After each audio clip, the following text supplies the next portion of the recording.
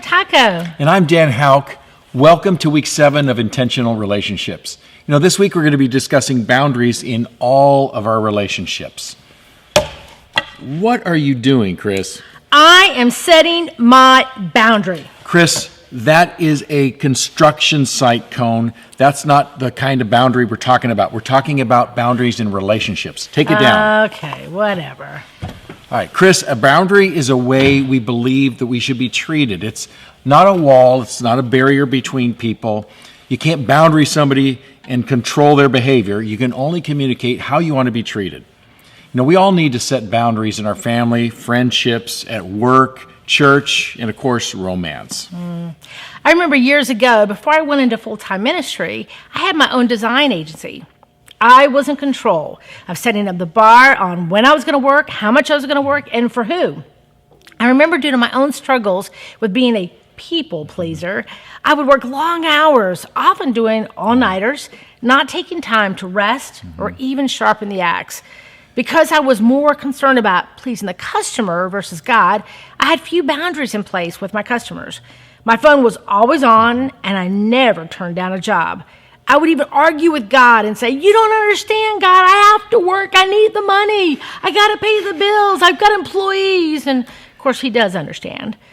I would take a few more years before growing in the Lord to really know that all my jobs, my work, and even today, my speaking comes from God.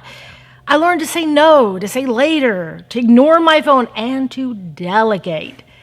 I set up some boundaries, and as a result, my relationship with God grew, and as always, it affects all my other relationships in a positive way. Yep, Chris, you are so right. Boundaries are good for our lives, and God created boundaries to protect us and to clarify our responsibilities. But often we have a hard time setting and keeping boundaries. In the early years of being a pastor, I would occasionally get calls in the evening to help somebody with a problem they might have. And I would take time away from my families, an hour or sometimes more. And after doing this for a while, I realized that my family was missing out. I was not giving them the time that they deserved. Plus, I was setting a really bad example. I had to put a boundary around my evening schedule. So my family, my time with them, the date nights that we had, that was now an appointment on my calendar so that if someone called and needed something, I could say, "I'm so sorry, I've already got an appointment. Could we talk tomorrow?" Now, if someone calls, there might be an emergency, and I can always talk with my family, and they'll understand, or we can talk about whether or not I should go. The important thing is, I've put a boundary around my family time to protect it. Jesus had some surprising boundaries in his life. In Matthew 12:46 through 50, his mom and his brothers come to see him while he's teaching. The house is packed, so they can't get to him, and they send a messenger in to tell him, "Hey, they're outside, come out and talk to him." And when Jesus hears this, he says this, "Who are my mother? Who are my brothers?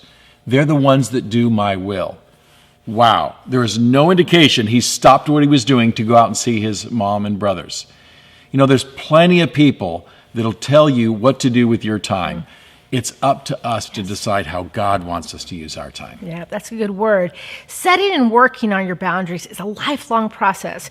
We hope this chapter has made you think about your boundaries, about the importance of talking to your boss, your friends, your neighbor, and even those you might be dating or getting married to. The goal is to always grow and be intentional about your relationships. So next week, we're going to be looking at Chapter 8, which is handling confrontation, something most people struggle with. So for more information, you can go to our website, intentionalrelationshipsolutions.org. Thanks so much for joining us, and we will see you next week.